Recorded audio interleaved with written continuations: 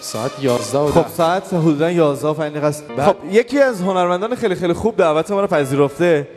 یه چیزی اینجاش گیر کرده. چیه؟ 1000 تا صدا، یه عالمه هنر اینجاشه. حنجرش طلاییه و به شدت هنرمنده. خیلی کارش خوبه به نظر من. کارش خوبه. من با اینکه بارهای بار کارش رو دیدم ولی دلم نمیاد بذارم برم مثلا پشت صحنه و اینا. فکر می‌کنم از این کاراست که من و محمد هم وایسیم نگاه بکنیم، چون هر دفعه کاراش با دفعه قبل فرق میکنه. این خیلی خوبه. یک دست عالی بزنید برای حسن ریوندی. مرسی. نه این پویانه. این پویانه. نه حسنه.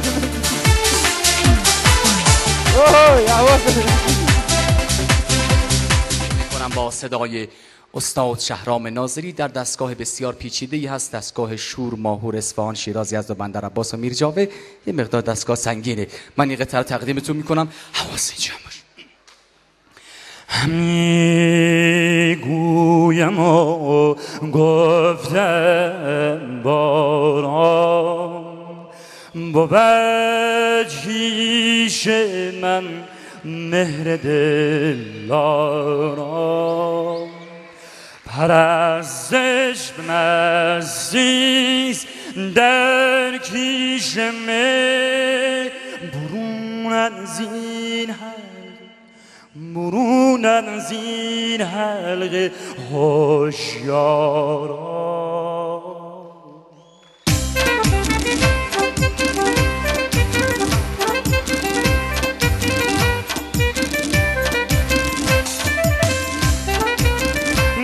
بزرگی میگه خدمت به خلق وظیفه نیست بلکه لذت. خدا میدونه چقدر من لذت بردم از اینکه لبان شما خندان شد و دلتون شاد.